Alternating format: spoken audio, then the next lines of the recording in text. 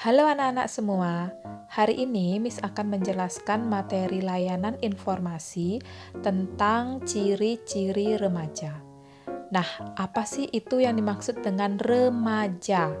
Dan bagaimana ciri-ciri remaja? Mari kita simak penjelasan Miss berikut ini ya. Yang pertama ada pengertian remaja. Nah, di sini ada beberapa para ahli mengemukakan pendapat tentang remaja.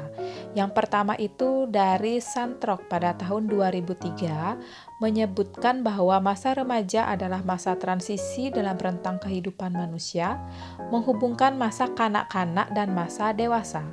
Lalu yang kedua ada menurut Kartono pada tahun 1995 menyebutkan bahwa masa remaja disebut pula dengan masa penghubung atau masa peralihan antara masa kanak-kanak dengan masa dewasa. Pada periode ini, perubahan-perubahan besar dan esensial mengenai kematangan fungsi-fungsi rohaniah dan jasmaniah.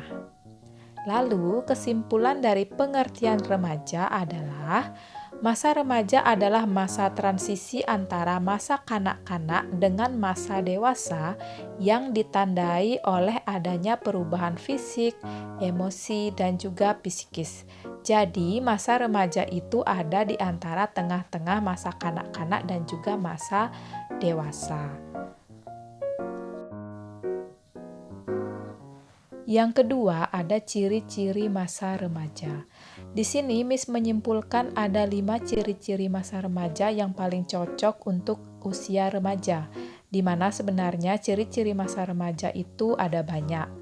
Yang pertama, ada peningkatan emosional yang terjadi secara cepat pada masa remaja awal yang dikenal dengan sebutan masa storm and stress, di mana pada masa remaja ini emosional anak-anak itu masih labil. Yang kedua, ada perubahan yang cepat secara fisik yang juga disertai kematangan seksual.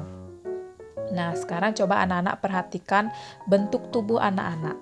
Pasti secara fisik ada perubahan di tubuh anak-anak. Contohnya, untuk yang laki-laki sudah tumbuh jakun, dan untuk yang perempuan juga sudah mengalami menstruasi.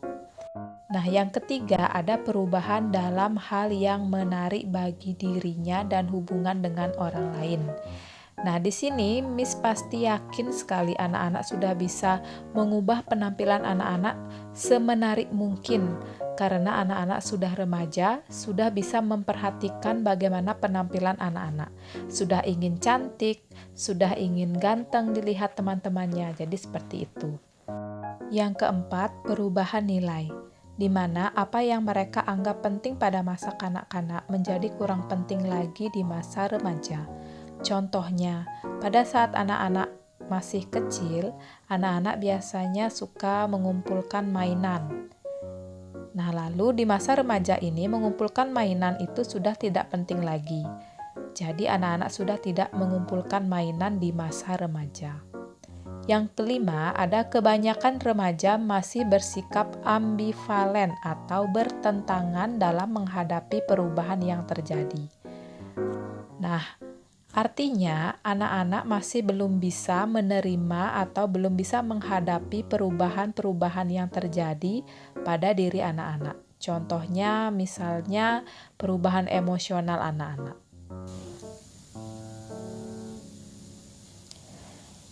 Selanjutnya ada tahapan masa remaja.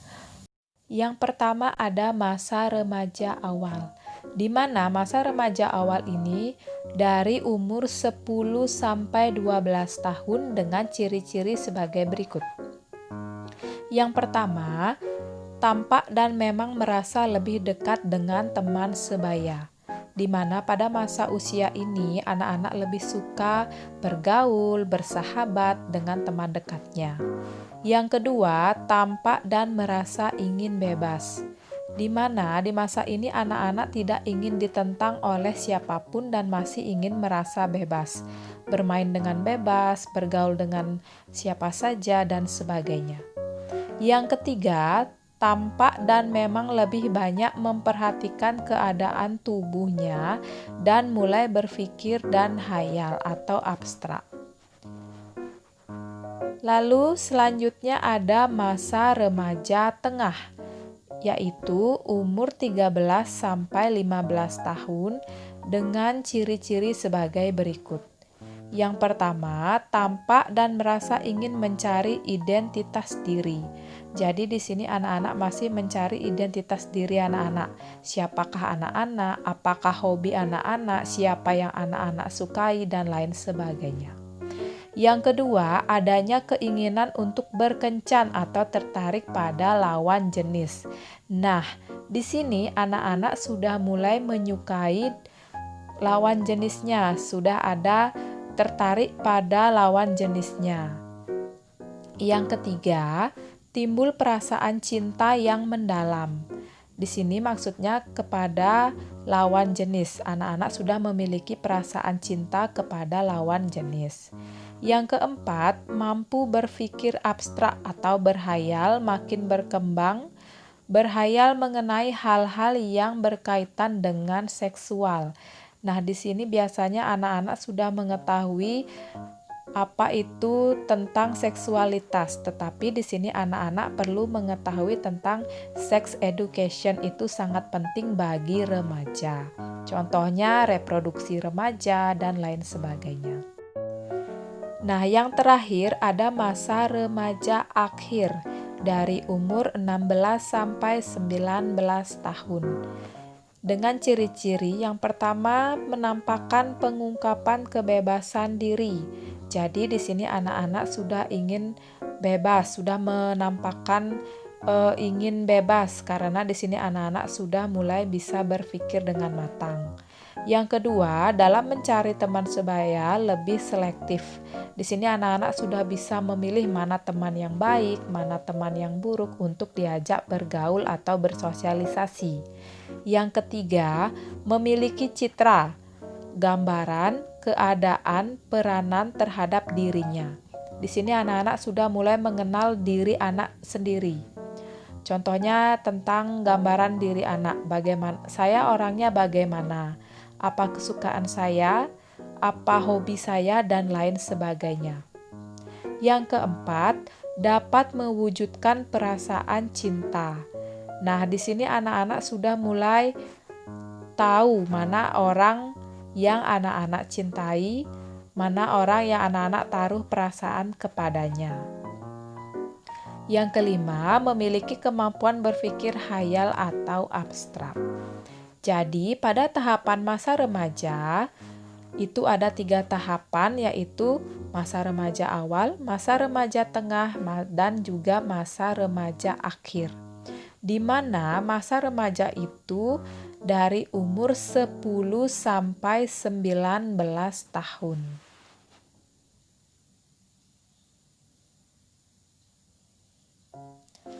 Selanjutnya, di sini Miss akan menjelaskan tentang tugas perkembangan remaja. Yang pertama, ada memperluas hubungan antara pribadi dan berkomunikasi secara lebih dewasa dengan kawan sebaya, baik laki-laki maupun perempuan. Jadi, anak-anak sudah bisa memperluas hubungan atau sosialisasi kepada teman anak-anak, laki-laki maupun perempuan. Yang kedua, memperoleh peranan sosial. Yang ketiga, menerima kebutuhannya dan mengundangkannya dengan efektif. Jadi anak-anak sudah tahu kebutuhan anak-anak apa saja dan menggunakannya secara efektif. Yang keempat, memperoleh kebebasan emosional dari orang tua dan orang dewasa lainnya. Jadi di sini anak-anak sudah bisa mengekspresikan emosional anak-anak. Jika anak-anak sedih, anak-anak menangis. Jika anak-anak senang, anak-anak tertawa. Yang kelima, mencapai kepastian akan kebebasan dan kemampuan berdiri sendiri. Jadi maksudnya di sini adalah anak-anak sudah harus bisa mandiri. Artinya anak-anak bisa sendiri dan tidak bergantung kepada orang tua atau teman anak-anak. Yang keenam, memilih dan mempersiapkan lapangan pekerjaan. Untuk yang poin nomor 6, biasanya anak-anak akan mempersiapkan lapangan pekerjaan itu setelah anak-anak tamat kuliah. Jadi anak-anak di sana sudah bisa memilih dan mempersiapkan lapangan pekerjaan. Contohnya apa yang cocok untuk saya ketika saya bekerja nanti. Seperti itu. Oke anak-anak, sekian penjelasan dari Miss. Jika ada yang tidak anak-anak mengerti, mari kita bahas di Google Meet. Terima kasih.